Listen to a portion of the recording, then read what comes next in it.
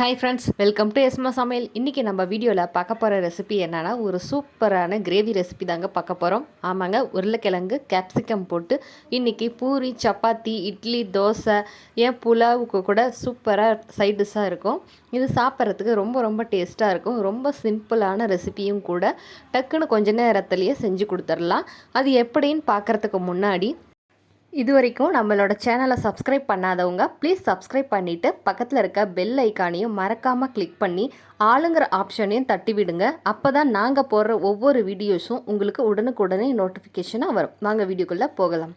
இன்றைக்கி பார்த்தீங்கன்னா நான் பூரி தாங்க செஞ்சு கொடுத்தேன். இது சப்பாத்தி, பூரி, இட்லி, தோசை, புலாவ், பிரியாணின்னு எல்லாத்துக்குமே ஒரு சூப்பரான சைட் டிஷ்ஷான ரெசிபி இருக்குன்னு சொன்னல, அந்த கிரேவி தாங்க இது.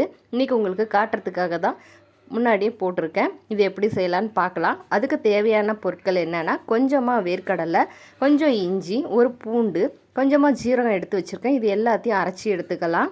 இது கூட தாளிக்கிறதுக்காக கொஞ்சமாக சோம்பு, ஒரு சின்ன துண்டு பட்டை, 2 கிராம்பு, ஒரு ஏலக்காய், கொஞ்சம் பிரிஞ்சி இலை ஒன்று எடுத்து வச்சுக்கலாம். 2 சின்ன தக்காளி மட்டும் எடுத்து நல்லா பொடியாக கட் பண்ணி எடுத்து வச்சுக்கலாம். இது கூடவே மசாலாவான கரம் மசாலா, கொஞ்சம் மிளகாத்தூள், காரத்துக்கு தேவையான அளவு 2 ஸ்பூன் அளவுக்கு கொத்தமல்லி தூள் எடுத்து வச்சுக்கலாம். இப்போ கடாயில் கொஞ்சமாக எண்ணெய் விட்டுருக்காங்க. இதை இப்போ நம்ம என்ன சேர்க்க போகிறோன்னா, கட் பண்ணி வச்ச உருளைக்கிழங்கு, கேப்சிகம், பெரிய வெங்காயத்தை கொஞ்சம் பெரிய பெரிய சைஸில் கட் பண்ணி வச்சுருக்கேன். இதை 3ஐயும் நம்ம கொஞ்சம் நேரம் நல்லா எண்ணெயிலே வதக்கி விடலாம். எந்த அளவுக்கு இது எண்ணெயிலேயே வதங்குதோ அந்த அளவுக்கு டேஸ்ட்டு சூப்பராக இருக்குங்க. கிரேவி சாப்பிட்றதுக்கு ருசியாகவும் இருக்கும். இப்போது இதை மீடியம் ஃப்ளேம்லேயே வச்சுட்டு நல்லா பொறுமையாக கோல்டன் கலர் வர வரைக்கும் வதக்கி விட்டுக்கலாம். அப்பப்போ கொஞ்சம் கிளறி விடுங்க, இல்லைன்னா அடிப்பிடிக்க ஆரம்பிச்சிடும். பாருங்கள், நம்மளோட உருளைக்கிழங்கு, கேப்சிகம், பெரிய வெங்காயம் எந்த அளவுக்கு நல்லா பொன்னிறமாக வதங்கி வந்துடுச்சுன்னு. இந்த ஸ்டேஜில் நம்ம அடுப்பை ஆஃப் பண்ணிவிட்டு எல்லா எண்ணெயும் நிறுத்திட்டு நம்ம பிளேட்டில் மாற்றி தனியாக எடுத்து வச்சுக்கலாம்.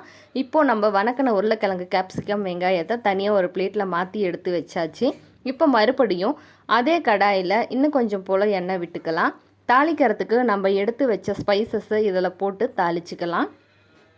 இது நல்லா பொரிஞ்சு வரட்டும். இது நல்லா பொரிஞ்சதுக்கு அப்புறமா ஒரு பெரிய வெங்காயத்தை பொடி பொடியாக கட் பண்ணி எடுத்து வச்சுருக்கேங்க. அது கூடவே ஒரு 3-4 கொத்து கருவேப்பிலையை உருவி சேர்த்துக்கோங்க. இப்போ வெங்காயம் நல்லா பொன்னிறமாக வதங்குற வரைக்கும் எண்ணெயிலே மீடியம் ஃப்ளேம் வச்சு வதக்கி விட்டுக்கலாம். வெங்காயம் வதங்கிறதுக்காக கொஞ்சம் போல் தூளுப்பு சேர்த்துக்கோங்க. அப்போ தான் வெங்காயம் கொஞ்சம் சீக்கிரமாகவே வதங்கி வரும்.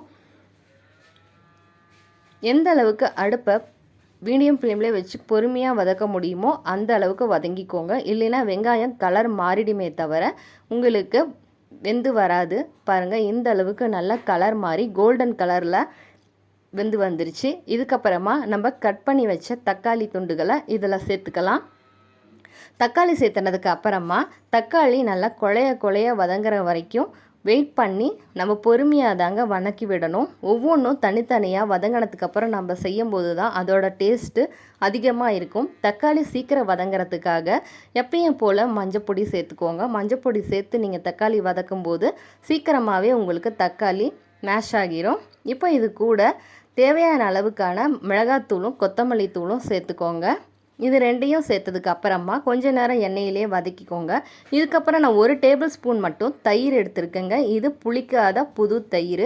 இதையும் சேர்த்துக்கோங்க. இது எதுக்காகனா நம்ம கிரேவி கொஞ்சம் திக்காகவும் க்ரீமியாகவும் இருக்குங்க, அதுக்காக தான்.